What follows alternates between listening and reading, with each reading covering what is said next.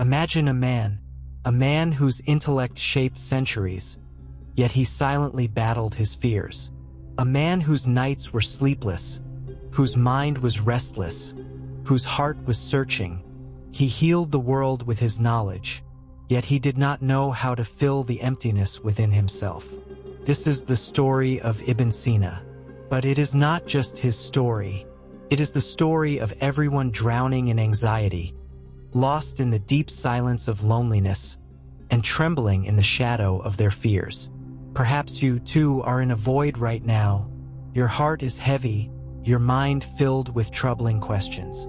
Maybe you're searching for a way out but don't know where to go. It feels as if you are trapped in a dark room.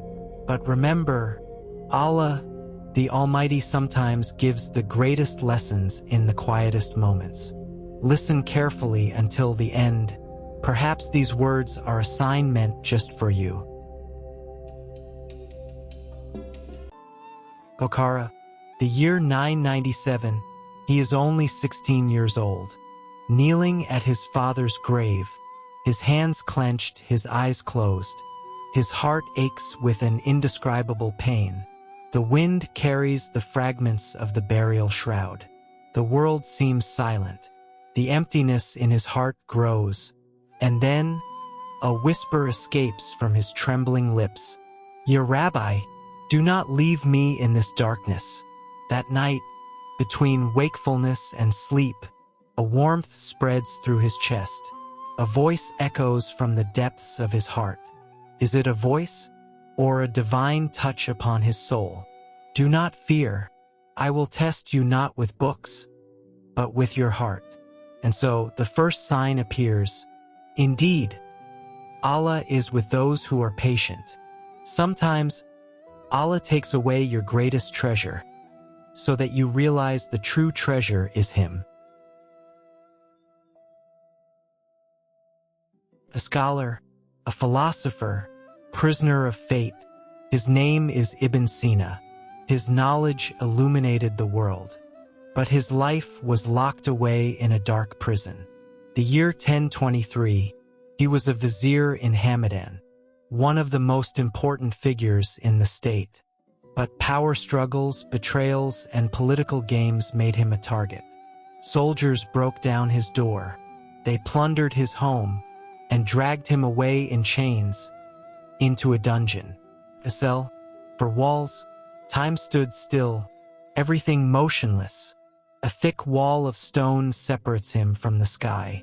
No sound, no breath, only cold and loneliness. Nights pass, days chase each other, but he still asks the same question. Why me, your Rabbi? Why this prison? Why this loneliness? No answer.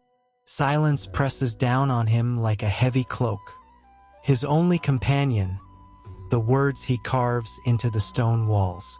His fingers, despite his weakening body, never stop writing. And then one night, between wakefulness and sleep, the walls of his cell seem to dissolve. From the darkness, a light rises, and within that light, an old man with a long white beard appears. His eyes are as deep as an ocean, his voice as soothing as a mother's prayer. He speaks only one word: "Write." Ibn Sina awakens. His heart pounds wildly. The impact of the vision reverberates through every fiber of his being. He rushes to the wall and begins to write. Lines follow lines. Words form in divine order. And in that dark prison cell, a work that would change the history of medicine is born. The Canon of Medicine, Al-Canon Tib. And this is the second sign. Loneliness is Allah calling you to Him. When Allah intends good for His servant, He distances him from the world.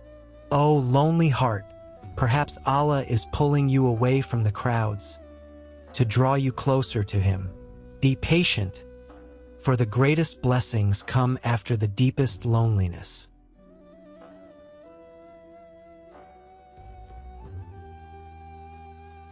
A physician's trial.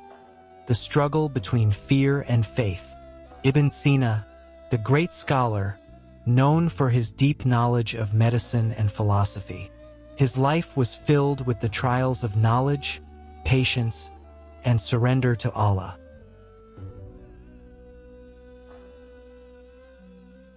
At the bedside of a patient, he extends his hands, but they tremble. He leans in to check the pulse, but a heavy shadow of fear falls upon him. What if he makes a mistake? What if the patient does not survive? A whisper rises within him, first soft, then stronger. Ya Muhaymin, Ya Shafi, you are the healer.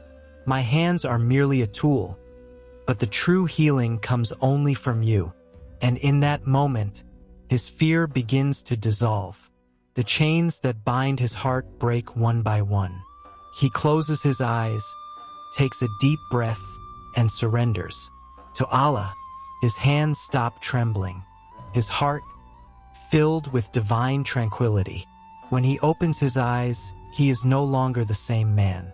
He is now certain, calm, and fully reliant on Allah. He treats the patient, but he knows healing does not come from him. Healing comes only from Allah. And this is the third sign. Fear is the doorway to surrendering to Allah. Call upon me, and I will answer you. Quran 40:60. The moment you fear the most is when your prayers are the most sincere, for that is when your heart is closest to Allah.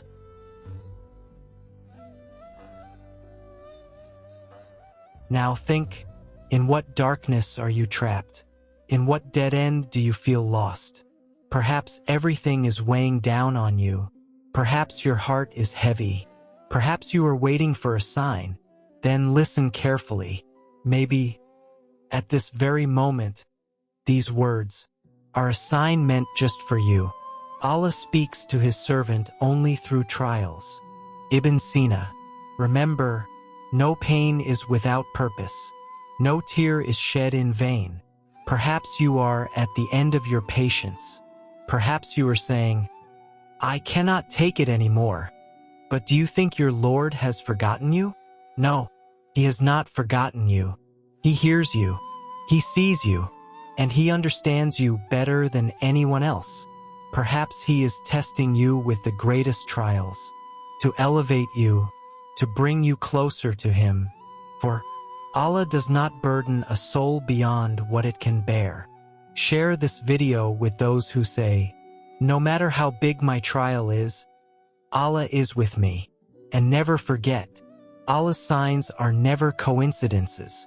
He is the one who guides the lost. He is the one who touches your heart. The worries in your heart are no different from those of Ibn Sina.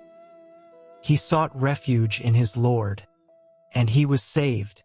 And now his outstretched hand toward Allah is in your hands. For Allah's signs never fade, as long as you are willing to see.